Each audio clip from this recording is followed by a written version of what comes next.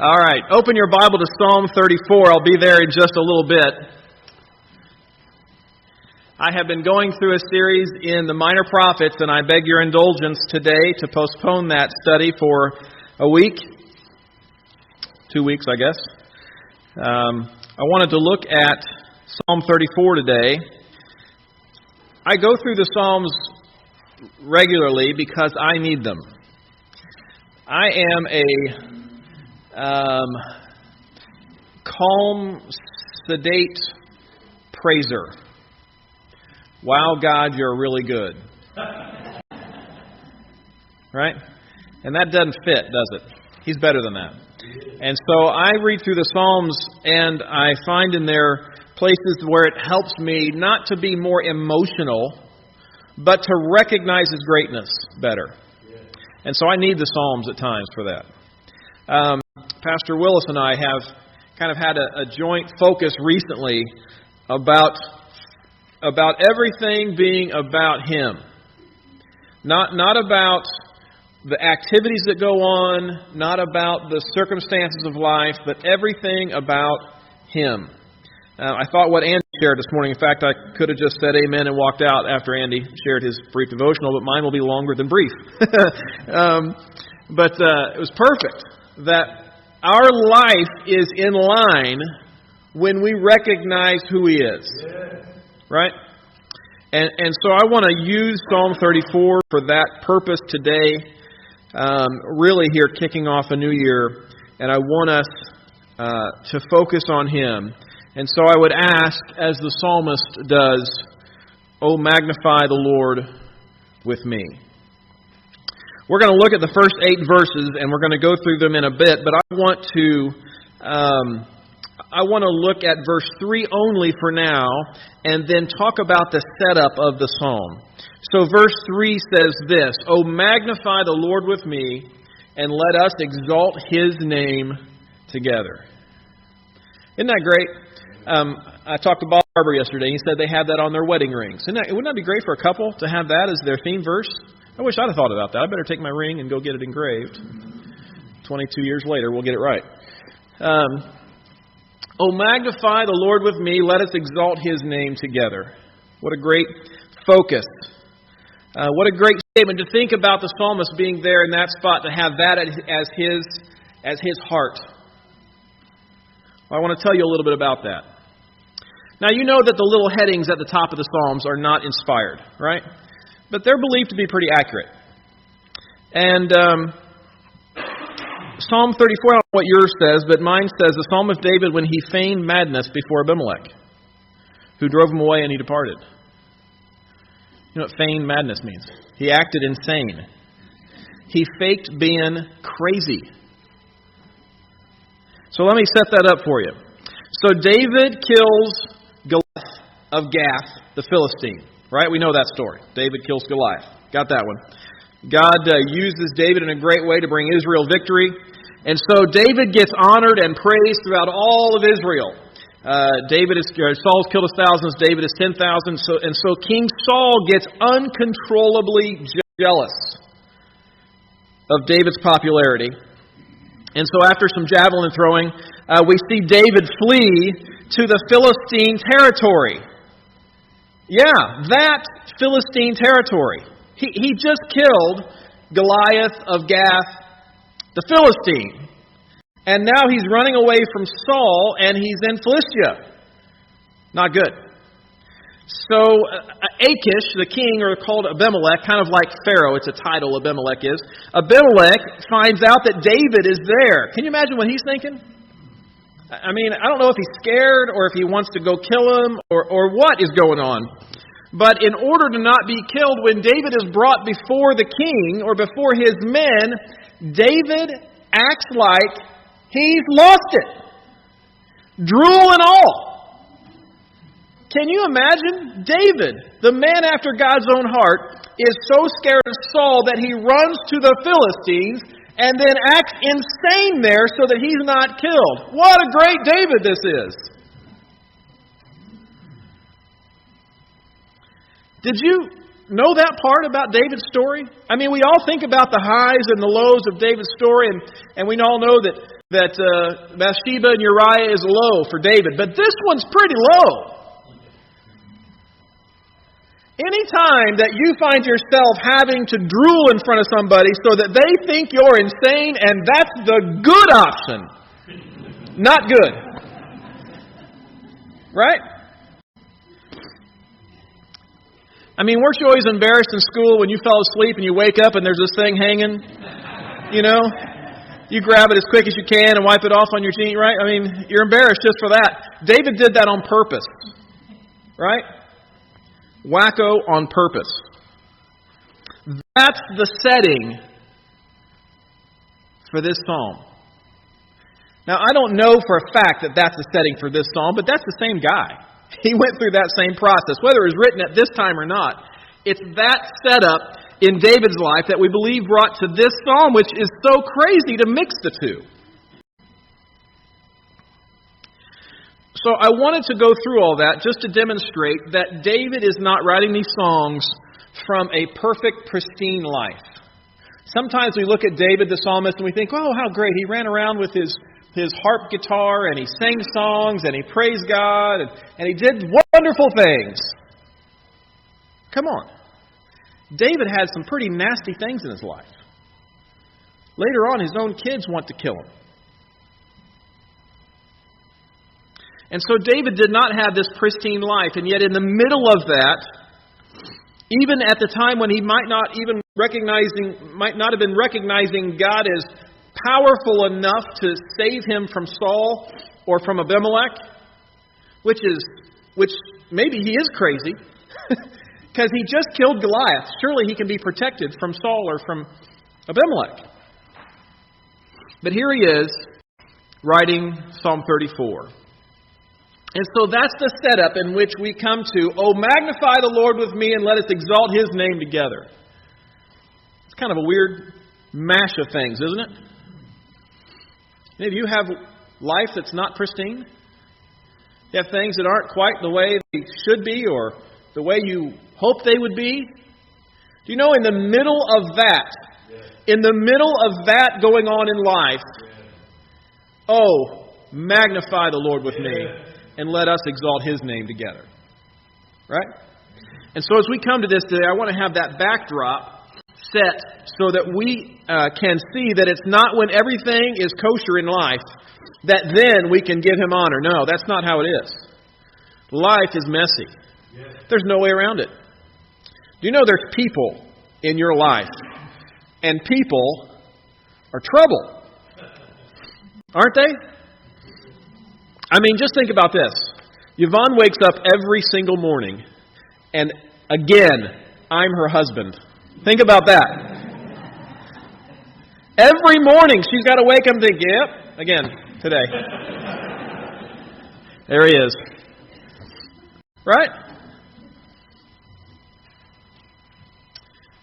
That work trouble, that trouble with kids, right? The health concerns, the financial concerns, the burden of life, all those things face us, right?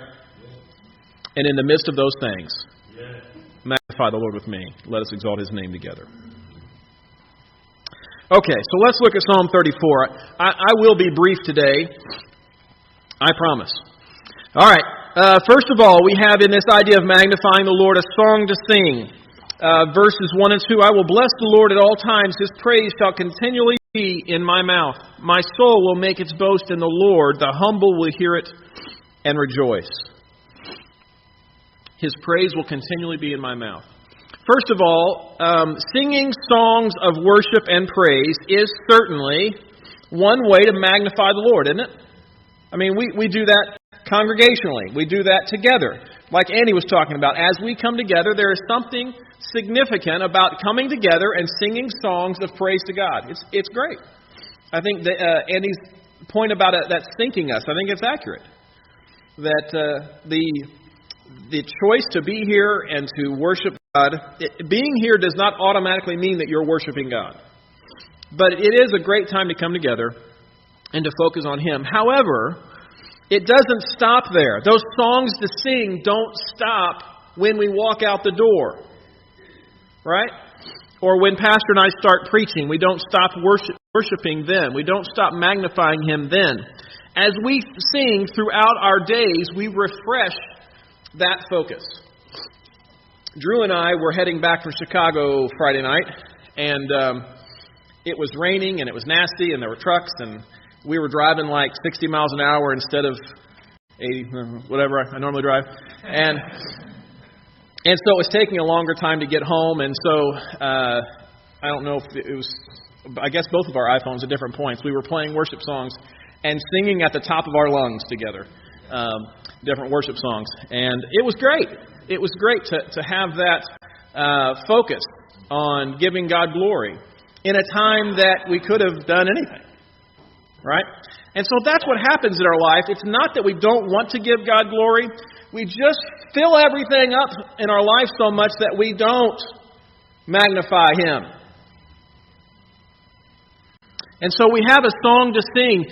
We do that congregationally, but we want to do that continually. Like it says in verse 1, His praise shall continually be in my mouth.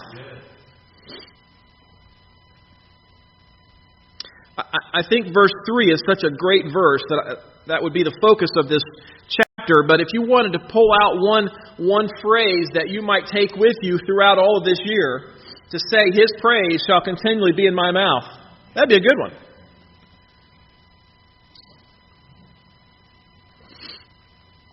Ephesians 5:19 says, speaking to yourselves in psalms and hymns and spiritual songs, singing and making melody in your heart to the Lord. Wherever I am, at the core of me, is my core singing to Him, continually praising who He is.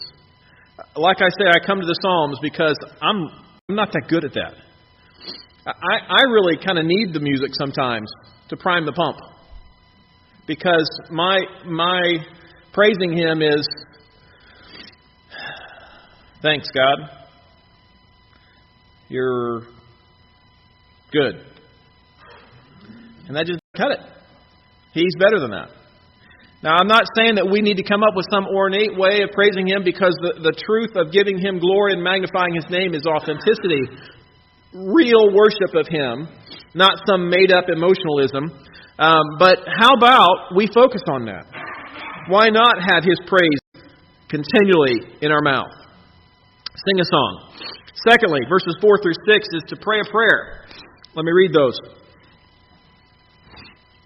I sought the Lord, and He answered me and delivered me from all my fears. They looked to Him and were radiant, and their faces will never be ashamed. This poor man cried, and the Lord heard him and saved him out of all his troubles.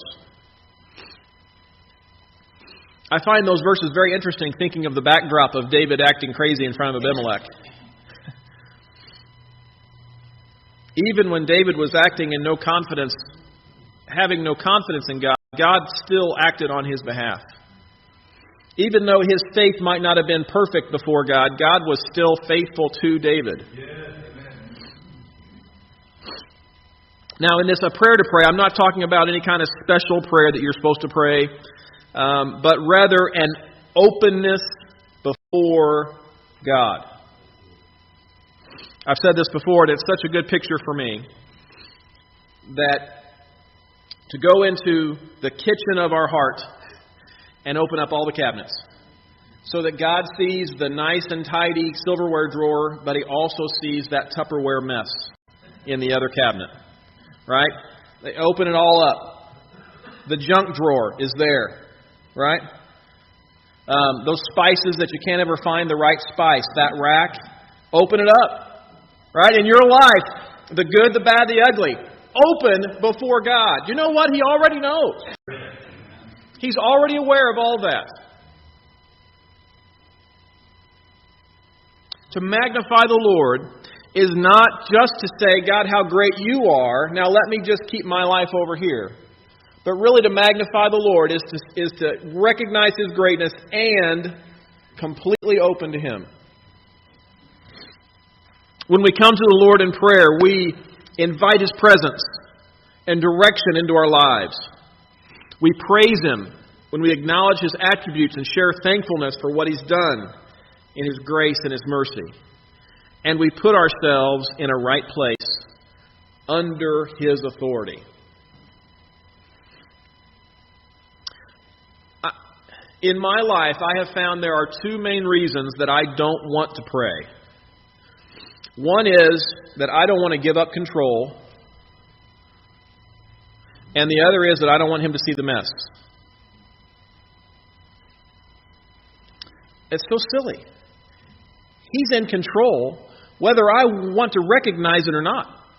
My immature saying, no, I want the reins, doesn't change the fact that He's the King of Kings, Lord of Lords, God of gods. Doesn't change it. And He already knows about my mess. He's aware. I'm not hiding anything from Him. Go to the highest mountain, you're there. Deepest valley, Lord, you're there. For words of my tongue, Lord, you know it all together.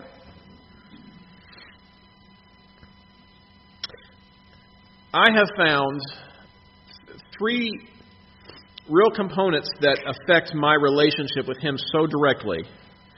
Being in His Word, singing songs of worship, and prayer. Now, I don't want to equate all three of them, but I just want to say those three things have been very evident in my life. When I'm involved in those three things, generally, I'm on track.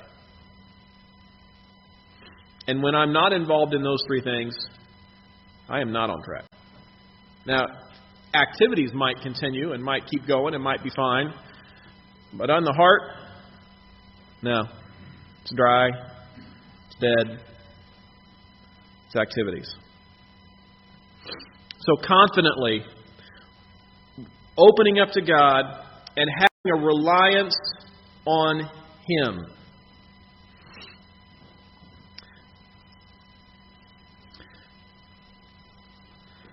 I like verse 6. This poor man cried, and the Lord heard him and saved him out of all his troubles.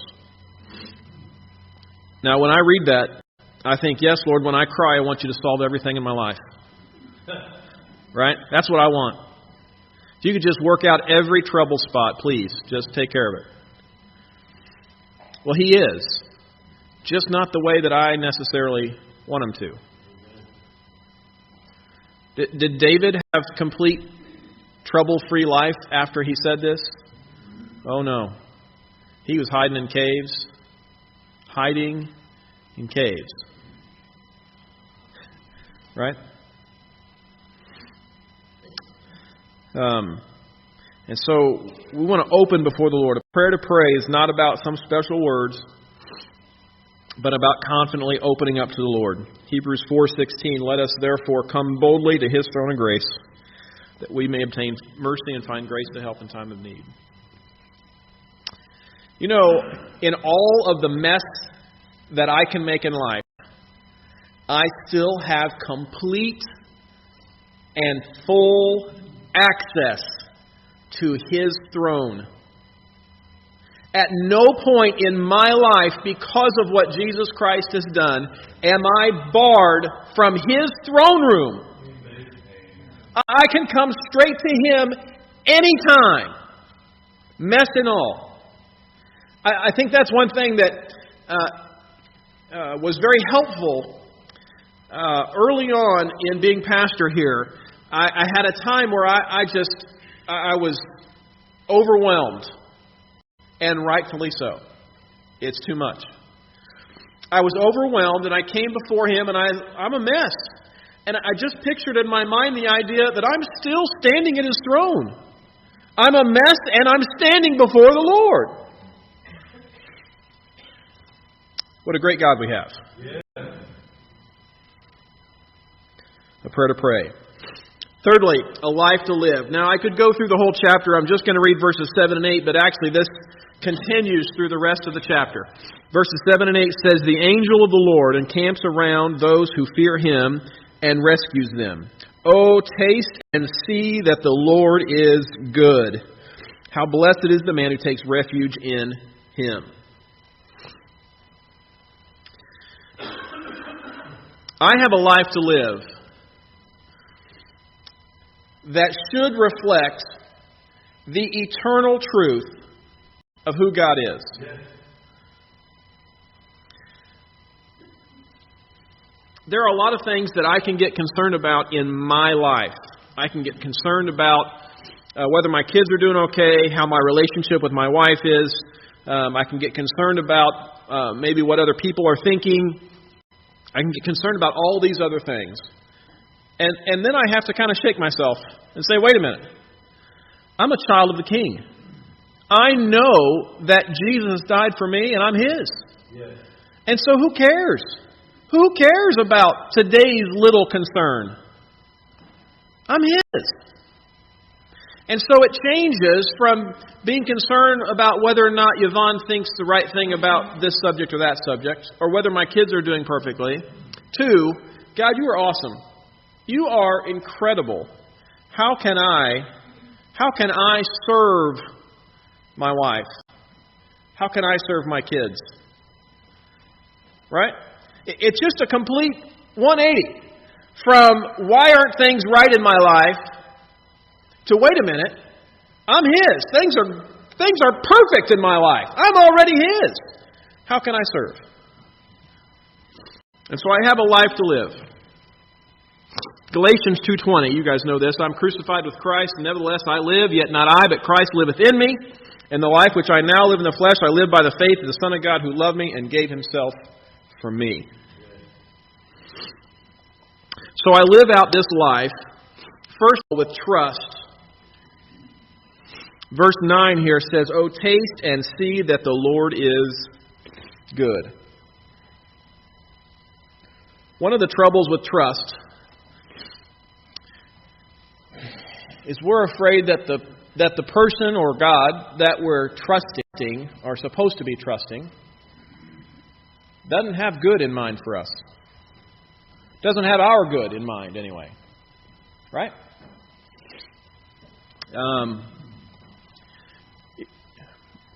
If you've had a 4-year-old boy, ever, and they're standing on the stairs, and you say, jump, what do? They jump, don't they? Now, I know not everyone. You probably had a scaredy cat or two in your days. But basically, when a dad tells a 4-year-old jump, and he's standing there, they leap. They don't hesitate. They don't hold back. They don't kind of shrivel up. I mean, they full out Superman coming at you, right? Well, what a good picture that is. The Lord has designed you the way He wants you to be, so that you can be used in a way that maybe only you can be used in His service.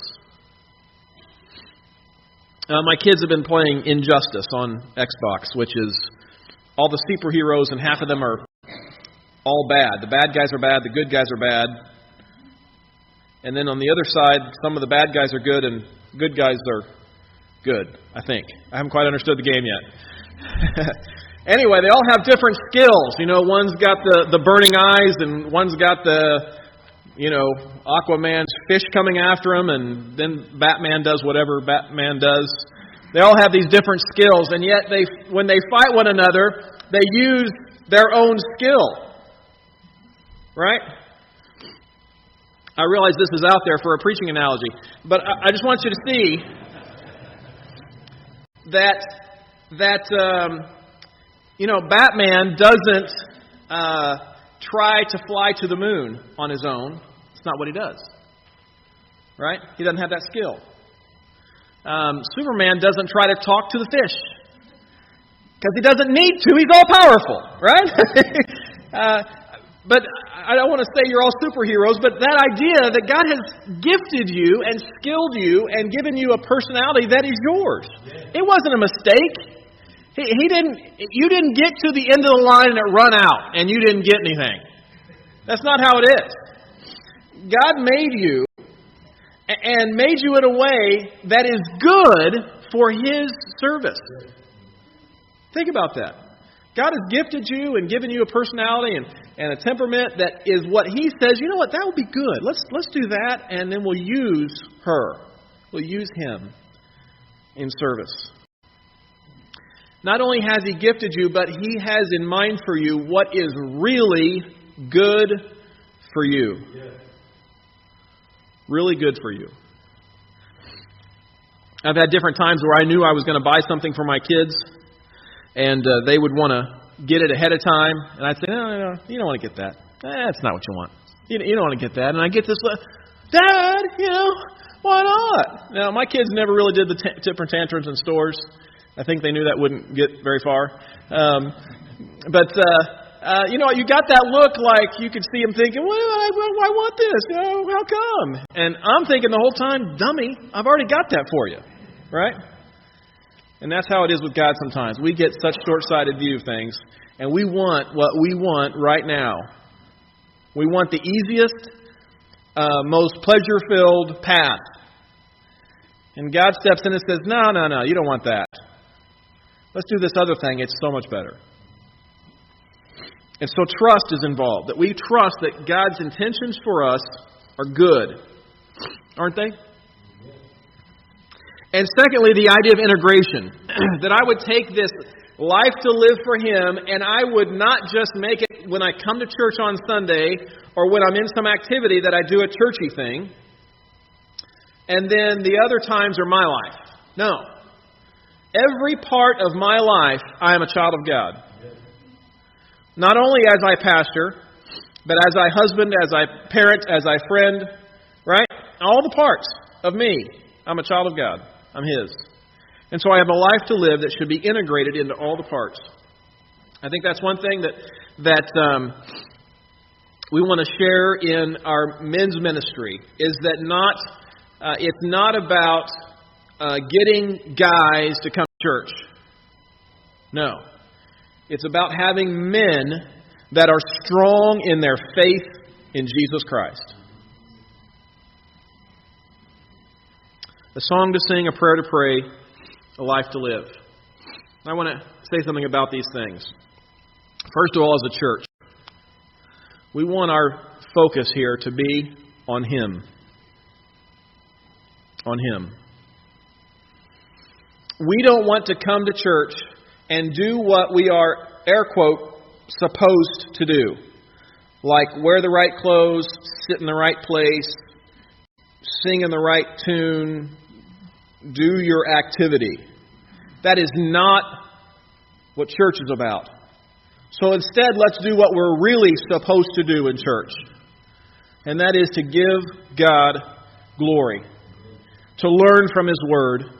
To encourage, to support, to bolster one another, and to communicate the message of Jesus Christ to our world. In none of that does it matter where you sit on a Sunday morning. And in none of that does it matter whether or not you are dressed up. I almost wore jeans and a sweatshirt today, and I just didn't want it to get in the way of what was going on. But who cares? All the stuff of church is not what church is about. It is about lifting our Savior high and giving Him glory. Right? So let's take that a step back. And what about your family? There are so many activities that happen in families, aren't there? There's so many schedules, there's so many concerns, so many weights that go on in your family. And I'm not saying that all of them are trouble. You should just get rid of everything you have scheduled. No, that's not what I'm saying. I'm saying at the core of your family, oh, magnify the Lord with me, and let us exalt His name together. Right? In your own life, all the concerns you have, all the fears, all the burdens that you have in life, they're there. But how about you view them through the spectrum of magnify the Lord with me? And let us exalt His name together. So in church, in our families, and in our own personal lives, that we would not so much worry about all the circumstances of life, but that we would magnify God. And I want to say again, from what we understand from this psalm, David had just drooled before Abimelech. Not a very good place in life. And he says, magnify the Lord with me. Maybe he needed it more than at that time. Maybe he was not in that spot and he knew he needed it and he chose to. Maybe that's where you are today. Maybe you know your relationship with God is not what is premier in life. It can be there. Why not make a commitment that His praise shall continually be in my mouth? Isn't that great? All right. Magnify the Lord with me. Let us exalt His name together. I think it's both a statement and a pleading. Right? It's a statement that I will magnify Him, and it's a pleading. Let's do this together. Okay, I want to do something a little different for invitation. Generally, invitation is an opportunity for a few people to come and to pray or commit or do something, right, up here. I want to turn that around. I'm going to have the worship band come. We're going to sing one of the songs we sang before, the Revelation song, because I want us all to declare, worthy is the Lamb who was slain. Holy, holy is He. Right? And so this invitation time is not for a few people to come, although you can. It's open. If you need to come and pray before the Lord and you want to make a commitment of you're giving your focus to Him, please come and use this as a normal invitation time. But I don't want it to be just that, especially today. I hope that every one of us in this room, every single one of us, as we sing, would not just be singing a song, but that we would truly magnify the Lord. Let's sing.